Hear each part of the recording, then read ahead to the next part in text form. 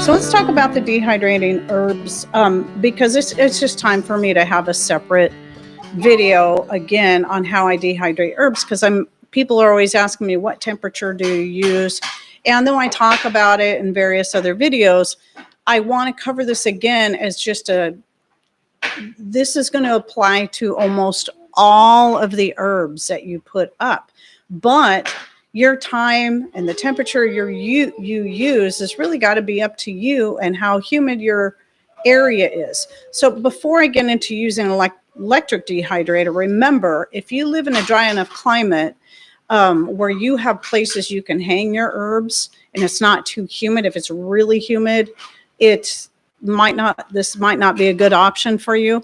But I realized that here it can work because we do have dry enough days. I just have to realize I cannot use the greenhouse to do that because it gets humid in the greenhouse. In the open air, I might be able to, because I got to thinking, wait, I dehydrate, I dry my, stalks and stuff out for my seeds that I'm collecting.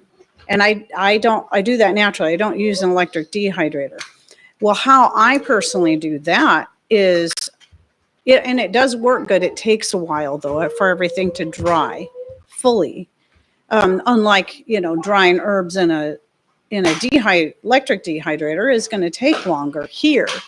But if I hang them in like cotton pillowcases, I have a whole bunch of old cotton pillowcases, and I just hang my, let's say I'm cutting, lamb's ear stalks or marshmallow or borage or whatever, and then I'll just put them in pillowcases and then hang them. If it's a nice enough day, I'll hang them out on the line right in the sun, and the more opaqueness of the pillowcases keeping them from getting the direct sunlight, but it's also, getting enough air and enough warmth that they do dry out fairly decently. If it's a rainy day, I bring them in and hang them on the clothesline. So there's that. You can also use paper bags. I'm all about anything I can use that I can reuse again and again. So I have tons of old pillowcases. I've even made basically pillowcases out of some, because I have a whole bunch of cotton fabric, old cotton sheets, made more of those. And I like the size because I'm putting whole stalks in there. So you can do that if you prefer. And also if you live in a place that's really dusty and you don't want to just hang the herbs like they are and then have them collect a lot of dust and dirt and whatnot. So paper bags, cotton pillowcases, or linen. Linen would be even better if you can afford to spare your linen pillowcases for that, but because it's even more breathable than cotton.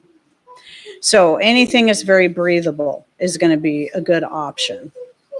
And my guess is that things like your fabrics like that are going to be more breathable than your paper. That's just my guess, though. So at any rate, so there's always that. No electricity needed. You can just use the power of the sun and the air around you as long as it's not too humid. Just keep in mind, if you got any humidity at all in your air, it will cause it to take longer for your herbs to dry. So now, obviously, since I'm not building fires this time of the year, I'm not using my wood stove to dehydrate my herbs. But if it's like late in the fall, early in the spring, I've got herbs coming in, some things I will dry next to the wood stove and spare running electricity, running my electric dehydrators, even if I have enough solar power to run them. I'm still going to try to spare using them as much as possible just to not put the wear and tear on them.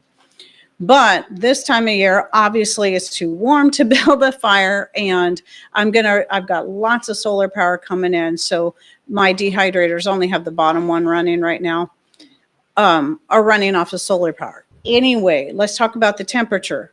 This is my personal, what I think is best is 115 degrees all the way across the board for all the herbs. Sometimes on a rare occasion, you're going to have an herb that might be a little more delicate, and you'll know because if it starts turning brown at that same temperature at the same amount of time the other herbs that you're drying with it, then it's probably too hot for that particular herb. Golden oregano is one of those I have to be a little more careful with it. If I set the temperature at 110, it takes way too long to dry. 115 I find is best as long as I keep a close eye on it and try to put the, there's Jax. Can you say hi to everybody? Look up here. There's the camera right there. Hi, everybody. So, yeah. So Jax is 4, aren't you, buddy? His favorite color is orange, if you can't tell. And blue. And blue. And blue. Orange and blue. But anyway, to me, 115 degrees is best. I don't dry any of my herbs any higher than that. Now, when it comes to dehydrating other things like fruits, like apples, potatoes, broth, meats, I will go up to 125 degrees. But even though my dehydrator can go much higher than that, I never go higher than that. I try to keep the lowest possible setting without it taking days. Because in my personal opinion, if it takes longer than 18 to 24 hours, that's just too long, preferably within 12 hours. Now, a lot of your herbs at 115 degrees can be done in anywhere from 8 to 12 hours. Some will take a little bit longer. So why don't you go find something to do? That's just my personal opinion. I know some people will dehydrate at 95 degrees, and that's going to be a pretty safe bet if you're concerned about damaging the benefits. But at 115 degrees, I'm absolutely not worried about that. And here's why. When it comes to, if you think about the fact that if you're, people are always talking about probiotics and stuff like that. Well, it's going to take a higher heat than that to destroy your probiotics or the yeast that is the natural yeast, right? That's on whatever, your herbs, your fruits, your vegetables. It's going to take a much higher heat than that. How do you know that? Well, because whenever you're proofing dry yeast to make bread, you don't want to go over 125 degrees, or maybe 130 can be safe. Any hotter than that, you kill your yeast. So yeah, I think 115 is perfectly safe. All the years that I've been dehydrating, I'm finding that to be the best temperature. I've tried lower, I've done higher, and I find that can kind of fry your herbs. But I know that I can take those dried herbs and I can get, or fruits or whatever, but I can take those and I can make a fermentation starter out of it or make vinegar out of it, which tells me it still has that yeast. It has not been destroyed. Otherwise, I probably would still have to use a starter in the vinegar to get it going. So I've made, though I prefer using fresh herbs to make my vinegars or fresh fruit scraps and whatnot, I have used dried herbs to make vinegars throughout the year. So later in the year, it's like, man, I really need some more rosemary nasturtium vinegar. Well, obviously in the winter, I don't have those growing. Well, the rosemary's still out there because it's evergreen, but I don't have any fresh, leaves growing.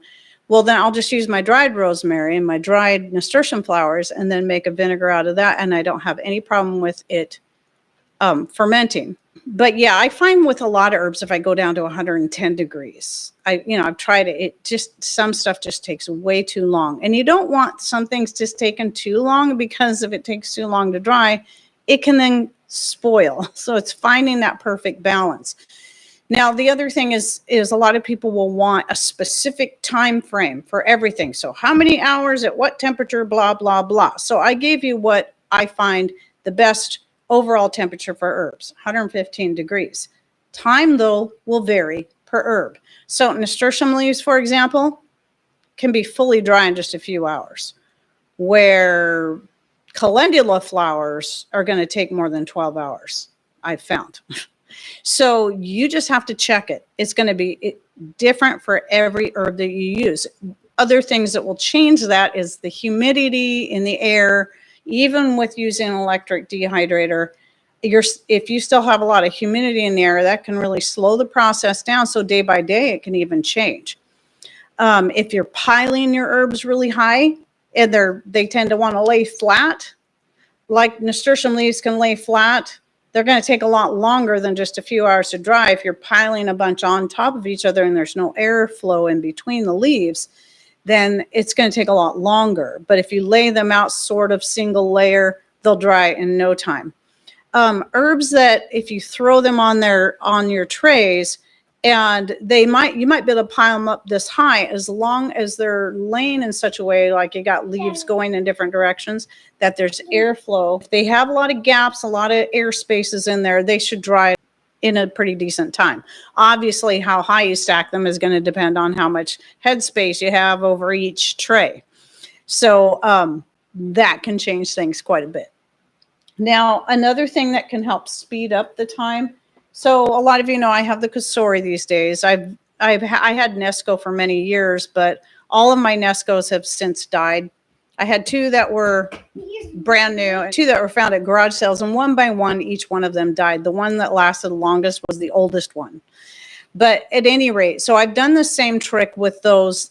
And part of the reason I've done that is because with the Nesco, using the fabric, okay, is what I'm trying to get to. So I draw like this donut shape to fit on the Nesco trays, was to prevent my herbs or whatever I was dehydrating from directly touching the plastic, but also found it was really great to keep the little tiny pieces of whatever herbs, like calendula, when you're dried, it tends to break up into little tiny pieces. Or time's another one, because it has little tiny leaves. Then when they dry, they get even smaller, and yeah, they start falling through. Well, on the Kasori, you have even bigger holes than you do on certain other types of trays. So having something that's non-plastic that I can lay over the tray not only keeps everything contained. I made linen ones this last year. I decided I wanted to go with linen, and I'm really happy with it. Linen or cotton, anything that's not fully 100% natural fabric that's going to breathe well, can actually help speed up the dehydrating time rather than slow it down, but also keep stuff from falling through your racks like this. I will dry some fruits and stuff on there. Like I'll do apple slices even on this, because I don't like do anything to the apple slices so that they're sticky or anything. I just dry them directly on this. But other things that can be really sticky, really wet, I don't use these. I use then, in that case, I'll use the silicone sheets. I didn't think to grab one and have it handy. I'll use that especially for doing things like, when I puree the tomatoes, and then I need to pour anything that's pourable, right? Broth, the pureed tomatoes, the eggs, milk, whatever it is that I'm dehydrating that's kind of in liquid form. Of dehydrated homemade soup before, and those work great for that.